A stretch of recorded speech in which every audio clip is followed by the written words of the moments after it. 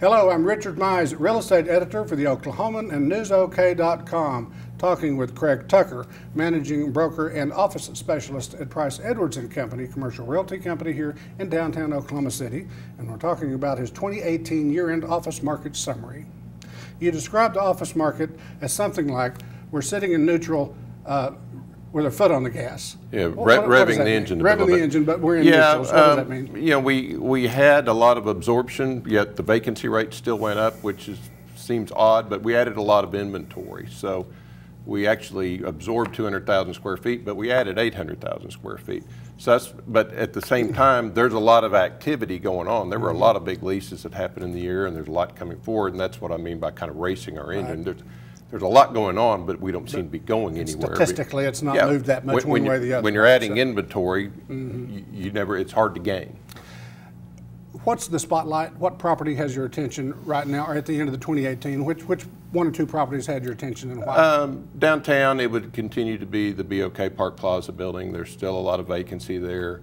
There are only so many tenants that can afford to pay the rate that is necessary to make that deal work, and they have to fund a lot of improvements to do so. You're going to need at least a 10-year lease, and it gets to be a short list of prospects that can do that. And then the second property would be Leadership Square, which is historically a very popular building and should continue to be, but they are losing their anchor tenant. Enable Midstream Services is leaving about 150,000 square feet there to move to BOK Park Plaza. Not a surprise necessarily. No, we're shifting deck chairs, but we're not on the Titanic by any means. You mentioned a couple of properties by name, new ones, the Monarch and where the Heartland Payment 601 headquarters North is going in. They call it 601 North Broadway. Right, you mentioned them because they're both new, but talk about their in context. What impact? Well, the impact is they add inventory, but they also raise the average rental rate because they're $32, $32.50 buildings. Brand new. And yet they're popular because Heartland, for instance, that's more of a build-to-suit. They're getting exactly what they wanted.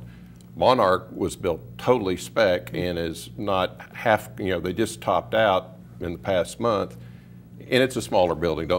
Let's don't say it's a $500,000 deal. It's a 53,000 square foot building. But that's a pretty big speculative step to take, and it's already full. And they got their rental rates, and they got their pro forma, and that's been a very successful building. And they're obviously a very successful Midtown developer. They get Midtown. They know who's out there and wants to be there. Yep. Talk about the Northwest submarket. It always comes up, either shining, happy people, or not so much. Where is it today? Fair to Midland. It's kind of Midland, Texas. Is there a connection with old business? Yeah. Kind of in the middle. It stayed pretty flat, really. You've got a lot of you got a lot of movement. There's a flight to quality. There's a lot of buildings out there that are older buildings that people are moving out of. I expect Class A Northwest market to be maybe to cut their vacancy in half in the next year, because we're all slaves to the commodity pricing in Oklahoma. It depends on what the energy pricing does, but if we stay in the current level we're at or ease forward a little bit, I think we'll improve that pretty dramatically. Is it still as beholden to energy? Yeah, our office market, in general, right? But our economy in general is, but not as much as it used to be. The office market is still very beholden to the oil and gas industry. Is downtown more so or Northwest more so? Which is really hooked to? Yes, both. Okay, yeah. It really Northwest, and downtown. When you look at the big stakeholders downtown, whether it's Continental, Sandridge, Devon, it all plays into that. Everything seemed to be rocking along there until about October. Our October surprise was West Texas Intermediate took a dive, didn't it? Yeah, lost about 30% of our market. The President's State of the Union speech just happened to be last night, today when we're doing this. Anything, did you watch it, or have you read anything that he said that has any impact on anything, on real estate? No, I can't really think of anything that just stuck in my mind that has an impact on the office market. Right. There's new legislation with these opportunity zones and things like that could bring in investment. Yes. But for now, nothing in the next 12 to 18 months. It's not like housing. It seems like housing is not at all. Oh my God! Yeah. Or one extreme or the other is more emotional, it seems like, because the business is more emotional because it's people in their lives and their homes as opposed to the... Yeah, and spouses and families are involved in those decisions. That's a bigger deal. Yeah. All right, anything to add?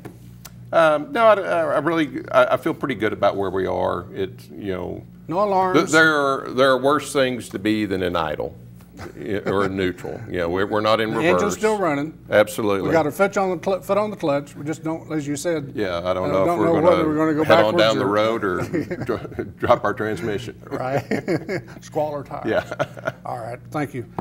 I'm Richard Mize, real estate editor with the Oklahoman, with Craig Tucker from Price Edwards and Company. Thank you, Craig. Thanks, Richard. Always a pleasure.